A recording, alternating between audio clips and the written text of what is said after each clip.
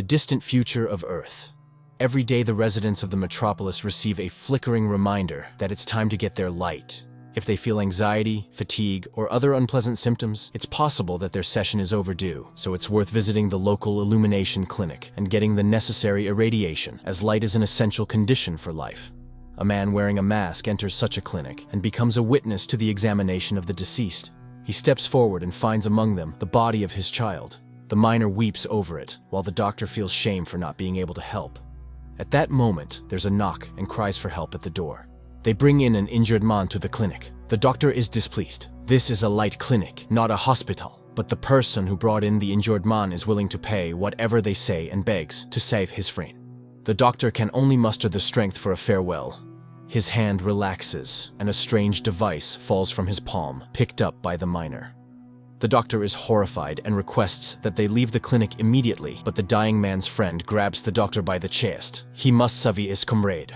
However, the doctor cannot do that, especially since they are clearly members of the resistance, and the authorities punish those who aid the rebels very harshly. Meanwhile, the miner cleans the device and it suddenly activates. But when the man looks out the window, he sees a multitude of soldiers rushing into the clinic. The doctor is still trying to convince the man that there's nothing he can do for the deceased. He has already passed on. The resistance member draws a pistol and fires towards the door, but there are return shots from outside. Then, a grenade flies in. The miner manages to close the door to the adjacent room and saves himself, but the doctor's office is completely wrecked. Taking advantage of the smoke and dust, the man makes his way to the door just as the chief counselor and his soldiers enter. The counselor examines the body of the slain rebel and finds a trace of the device. He tries to understand where the artifact has gone. At that moment, an object falls at the miner's feet making noise, and the counselor heads in its direction. The man has to leap out of the window. Automatic bursts follow him. The miner literally lands on the head of a soldier guarding the entrance. Later, he runs through the dark streets of the city with the enforcers hot on his heels.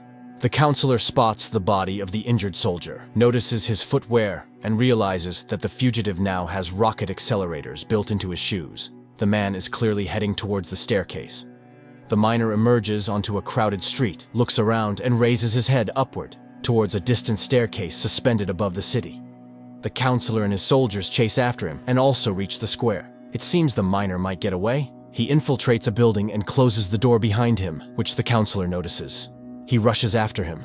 The man runs up the stairs but cannot find a hiding spot anywhere. However, the miner still manages to reach the rooftop.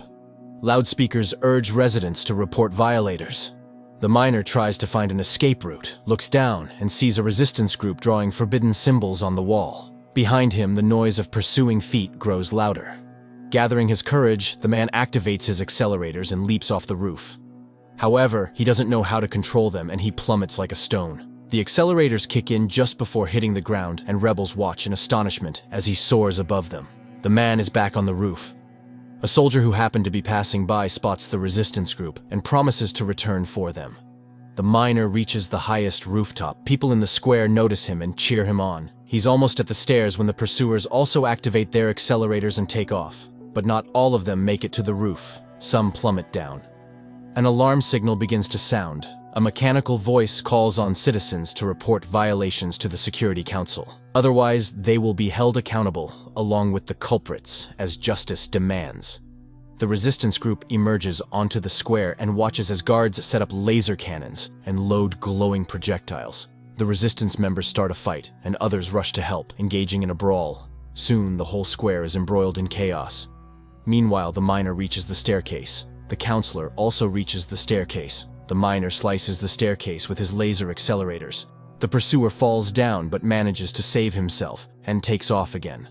This time, his body falls down for good. The fight continues in the square. If the people can detain the guards, the fugitive might have a chance. A rocket launches and explodes high above. People look up hopefully. Even the guards lower their weapons. The miner regains consciousness inside an iron chamber. He sees a coded lock on the wall, retrieves a device, inserts it into the slot, and opens the top hatch from which daylight pours in. The man ascends the stairs and sees a lifeless desert surrounded by towering buildings and spires in the distance. Suddenly, two flashes flicker far ahead, and moments later, flying machines pass overhead. Turning around to look, the man sees majestic structures and towers reaching skyward, surrounded by numerous aircraft. Above them all, the sun shines brightly. Such films are called intuitive because initially it's entirely unclear what and where is happening. However, a pervasive sense of oppression immediately grips the viewer.